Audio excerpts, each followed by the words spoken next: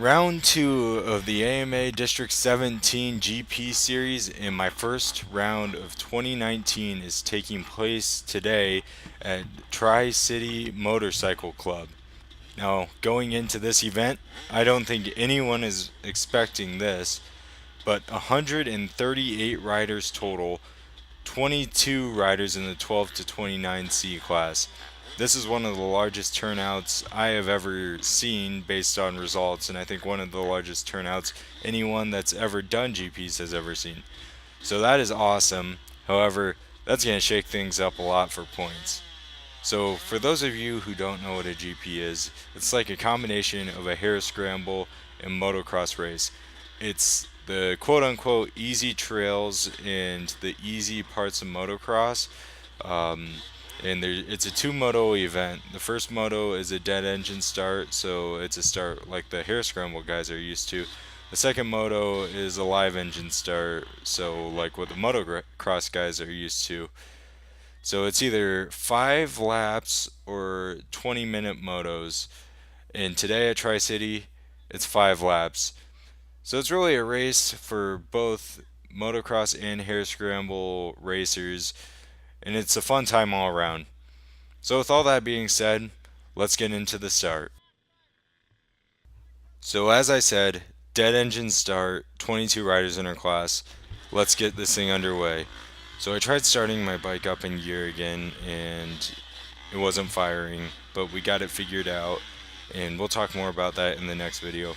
So, unfortunately, towards the back of the pack, off the start of the race, which sucks just because it's like a motocross and hare scramble combination event. However, in hare scrambles, it is a lot easier to make up ground just because if you have a bad start, then you have 2 hours. Whereas this race, you have 5 minutes, and I think the laps were like 5 or 6 minutes a lap, so about 30 minutes on the track.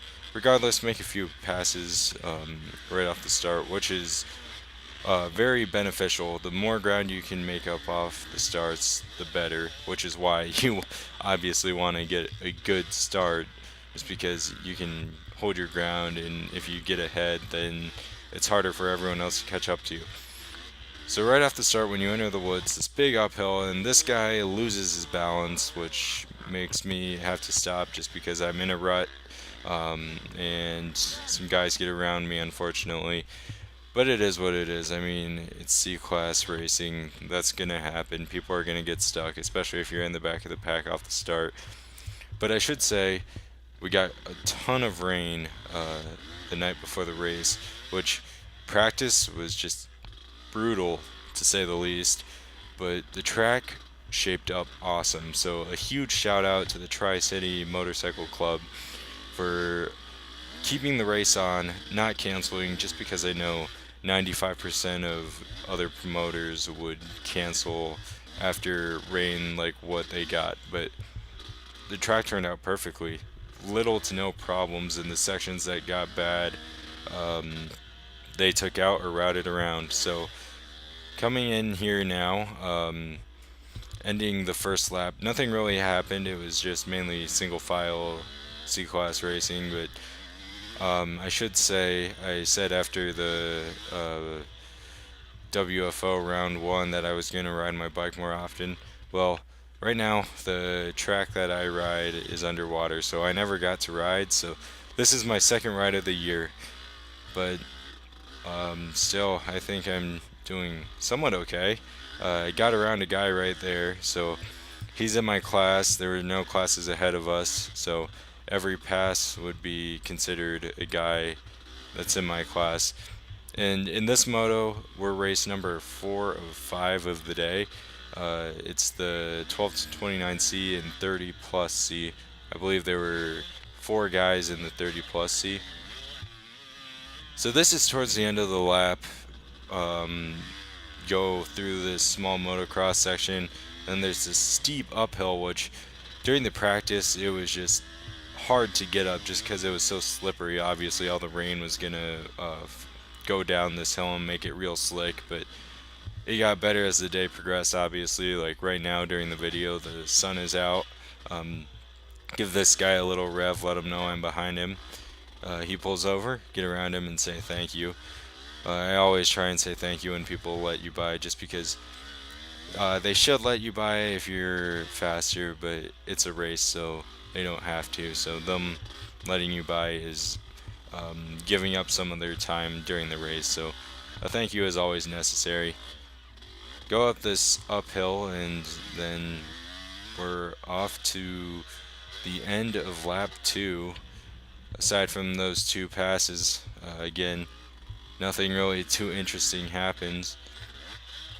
So the thing about it is, C-Class in motocross is a different breed. So um, the motocross guys, that you can obviously tell who they are because they just check out on the rest of us. So right here, I saw the bike just in this absolutely muddy section. This is one of the sections that was pretty brutal, um, but I got it started again. Got around that guy that crashed. He said sorry, which again wasn't necessary. There was a brutal section. I struggled in that section. A lot of people struggled in that section. And then here's another downhill, which this was the one section where they like flat out warned us about in the beginning of the race. They said, take it easy on that downhill. It's just all ruts and braking bumps, and you do not want to go too fast down there, or else you're gonna get hurt. So aside from that one pass, just putzing along still. So lap 3 of 5 complete as of this turn right here.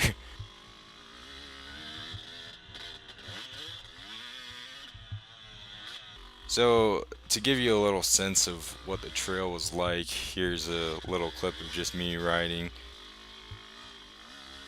This is right by that really brutal section where that kid stalled on the lap before. If you took this line on the left side of the track, then it was pretty manageable. The right side was just a bunch of loose mud and just hard to get up. And then here's another uphill mid-lap about. And these ruts right now aren't too bad, but gotta remember there's 5 races and a whole nother moto. So yeah, this wet ground really gets torn up in the end of the race, or in the end of the second moto. So coming along here, white flag, 1 lap to go. And by this point, I am just exhausted. I need to finish. I need to just maintain my position as best as I can. And yeah, here's a little clip just showing the last section. So it's a downhill, and then you go on this flat bottom area, which you can open it up a little bit here. And then you cross this wooden bridge, and then you're over this small single jump or roller, I don't know what you call it. And then open it up here, and you've seen this section before earlier in the video. This is part of the motocross track. Going into this now pretty tacky, but at one point was slippery uphill. This guy falls over, which is kind of a bad place to fall, but I can completely understand falling there just because it was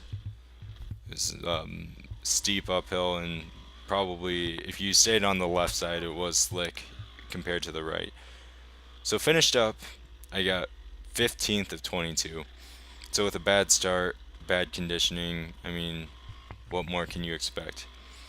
However, that does not mean I got 15th of 22 overall for the day. There's still a full another moto. So time to get rested up and get ready for the next one. So guys, I hope you enjoyed Moto 1, and I will see you in Moto 2.